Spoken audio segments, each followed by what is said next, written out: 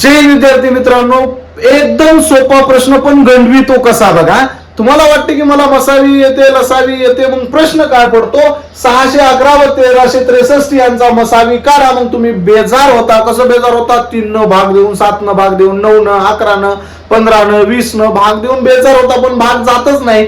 मग अशा वेळेस करायचं काय? दिलेल्या लहान संख्येनं बघा 611 न या मोठ्या संख्येला 1363 ला काय करायचं? भागायचं. मग 611 दोन्ही किती होतं? 1222 होतं. उरतं किती हो? हे 3 मधून 2 गेले 1, 6 मधून 2 गेले 4, 3 मधून 2 गेला 1. मग आलेले 141 बाकीनं पुन्हा या 611 ला भागायचं. मग 141 चा पाडा येत नाही तर पाडा तयार करून घ्या. बघा 141 1 140 2 140 3 140 4 140 5. तर मित्रांनो हे 141 5 705 म्हणजे 611 पेक्षा मोठं होतंय. मग 141 चोक किती होतंय? 564. भाग कितीचा गेला? 4 चा. मग यांची पुन्हा वजाबाकी करा. किती येतं? 11 मधून 4 गेले 7, 10 मधून 6 गेले 4, 47.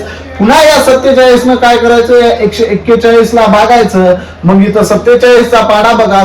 47 त्रिक 141 बाकी उरली 0.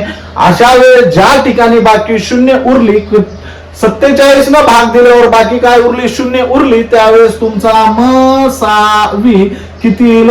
47 येईल. मग विद्यार्थी मित्रांनो, तुम्हाला 47 चा पाडा येत नव्हता किंवा ऑप्शन मधून तुम्ही गेलात तर कसं जायचं? ऑप्शन मध्ये जर तुम्हाला 47 चा पाडा तयार करून घेतला तर 47 न या 611 लाही भाग देऊन बघायचा आणि 1363 लाही भाग द्यायचा.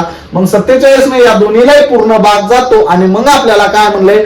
मसावीने उदाहरणातील प्रत्येक संख्येला पूर्ण भाग जातो. मग या संख्येने जर प्रत्येक संख्येला दिलेल्या उदाहरणातील पूर्ण भाग जात असेल तर ती नेहमी काय हो? 100% मसावीच असणार. धन्यवाद विद्यार्थी.